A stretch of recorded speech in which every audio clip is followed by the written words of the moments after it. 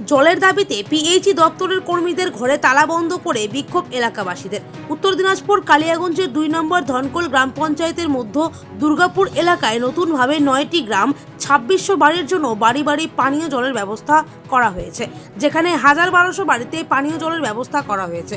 বাদবাকি যাদের বাড়িতে এখনও পানীয় জলের সমস্যা রয়েছে তারাই আন্দোলনে নামলেন।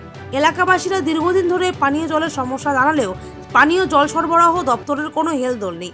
এই নিয়ে এলাকাবাসীরা 3 জন কর্মীকে আটক করে বিক্ষোভ দেখায়।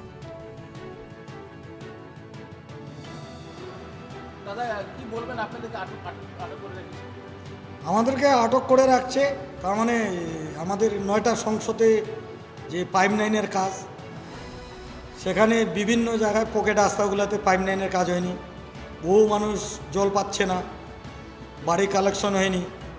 তো আমরা বারে বারে বলতেছি, তো এখন ফাল্গুন চৈত্র মাস, জলের সমস্যা। আপনাদেরকে আটক করে রেখেছে, কি বলবেন?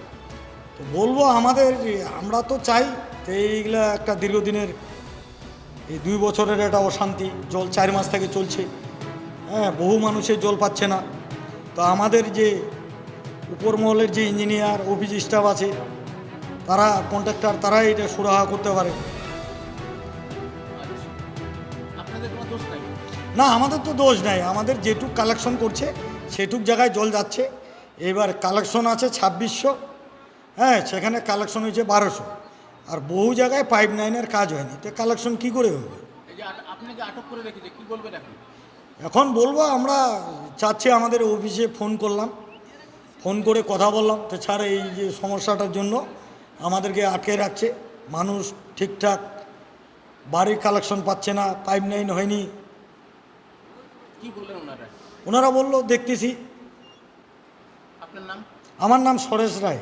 কোন দায়িত্বে আছেন আপনি এখানে? আমি হচ্ছি পিএইচির ডোনার। দাদা, কি অভিযোগ আপনাদের? আমাদের অভিযোগ, দীর্ঘদিন ধরে আমাদের এদিকে জল নাই। প্রতি বছর এই সময়টা জল একটু কম থাকে, কিন্তু ইদানিং এই 1 বছর আগে, মোটামুটি 1.5 বছর আগে এখানে একটা পিএইচই বসছে। আমাদের নাম সহ আছে হজরতপুর, লক্ষ্মীপুর, এরকম 9টা গ্রাম আছে। তো আমরা মোটামুটি 2 মাস ধরে জল পাচ্ছি না, এবং এখানে যারা কাজ করতেছে পাইপলাইনের, এদেরকে বলে বলে বলে বলে আমরা একদম বিরক্ত হয়ে গেছি। এরা 9টা গ্রামের দায়িত্ব নিয়েছে, কিন্তু জল নাই। আমাদের গ্রামে টোটালি জল নাই, কোনো টিউবওয়েল চলতেছে না। মেয়ে ছেলেগুলো পুকুর টুকুর থেকে জল টল নিয়ে এসে কাজকাম করতেছে বাড়ির কোনো রকম। এখন পুকুরেও জল নাই, আর প্রতিদিন স্কুলের বাচ্চা টাচ্চা স্কুল যাচ্ছে, যাচ্ছে, স্নান করতে পারতেছে না, জামা কাপড় ধোয়া যাচ্ছে না। এই যে গরু ছাগল আছে, ওদেরকে জল দিতে পারতেছে না।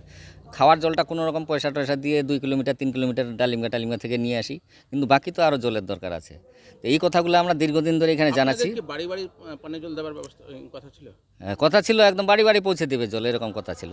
কিন্তু এখনও পর্যন্ত আমাদের গ্রামে মানে পাইপই ঢুকে নেই, জলের পাইপ। অথচ আমাদের গ্রামের পাশ দিয়ে গেছে, অথচ কিছু কিছু জায়গায় আবার এরা আবার নল টল পাইপ টাইপ সব দিয়েছে, টাইম মতন জল পাচ্ছে, কিন্তু আমরা জল পাচ্ছি না। তো কিভাবে সমস্যার সমাধান হবে? এখন কিভাবে সমস্যার সমাধান হবে, যারা দায়িত্বে আছে তারা বলতে পারবে। আমরা তো সবাই মিলে আন্দোলন করে এখানে এসে যারা দায়িত্বে ছিল তাদেরকে আমরা ঘরে ঢুকাই তালা মারে দিছি। এখন দেখি কি হয়। আপনার নাম? আমার নাম মোমিনুল হক। কোন গ্রামের বাসিন্দা? আমি হজরতপুর গ্রামের বাসিন্দা।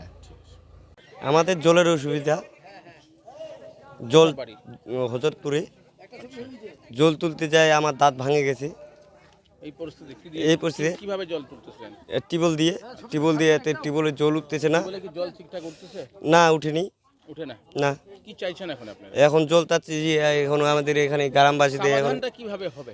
সমাধান এখন এই বলতে হবে, না বললে কিভাবে হবে জলের। এখনো আমরা তো এখানে আসি যদি হয় জলের ব্যবস্থা আমাদের তো জলের মানে অসুবিধা চলছে পুরা। ঠিক আছে, ধন্যবাদ।